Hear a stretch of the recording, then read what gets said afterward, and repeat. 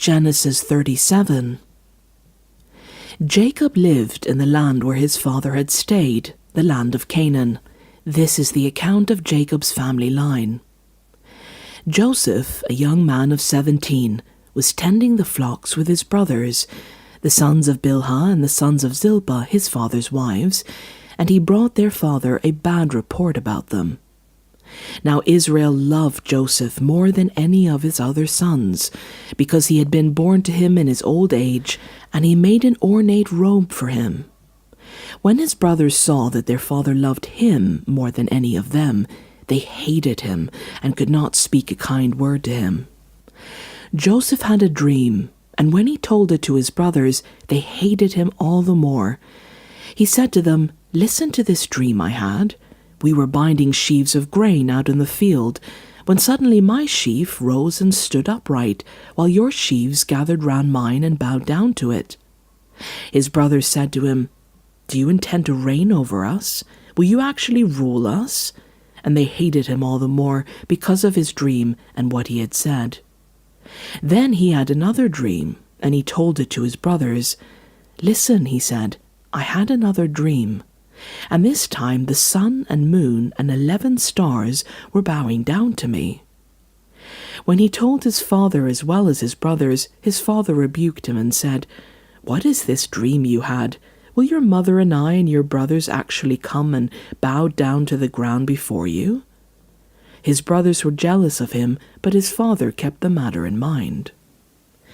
Now his brothers had gone to graze their father's flock near Shechem, and Israel said to Joseph, "As you know, your brothers are grazing the flocks near Shechem. Come, I'm going to send you to them." "Very well," he replied. So he said to him, "Go and see if all is well with your brothers and with the flocks, and bring word back to me." Then he sent him off from the valley of Hebron. When Joseph arrived at Shechem, a man found him wandering around in the fields and asked him, "What are you looking for?" He replied, "I'm looking for my brothers.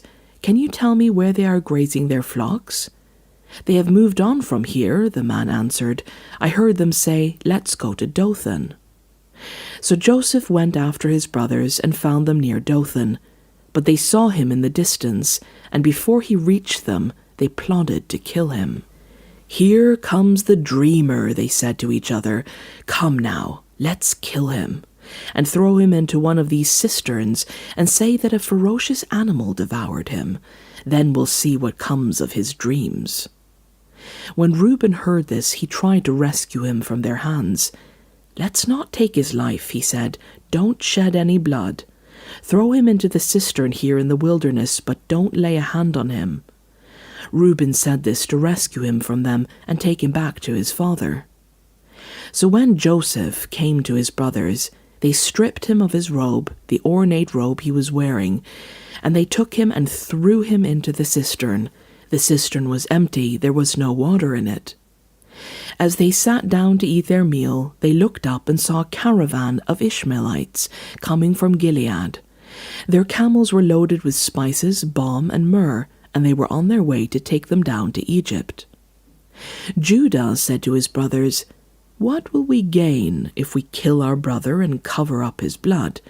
Come, let's sell him to the Ishmaelites, and not lay our hands on him. After all, he is our brother, our own flesh and blood." His brothers agreed. So when the Midianite merchants came by, his brothers pulled Joseph up out of the cistern and sold him for 20 shekels of silver to the Ishmaelites, who took him to Egypt. When Reuben returned to the cistern and saw that Joseph was not there, he tore his clothes. He went back to his brothers and said, "The boy isn't there. Where can I turn now?" Then they got Joseph's robe, slaughtered a goat, and dipped the robe in the blood. They took the ornate robe back to their father and said, "We found this. Examine it to see whether it is your son's robe." He recognized it and said, "It is my son's robe. Some ferocious animal has devoured him. Joseph has surely been torn to pieces."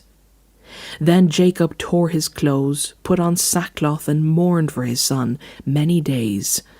All his sons and daughters came to comfort him, but he refused to be comforted. "No," he said, "I will continue to mourn until I join my son in the grave." So his father wept for him. Meanwhile, the Midianites sold Joseph in Egypt to Potiphar, one of Pharaoh's officials, the captain of the guard.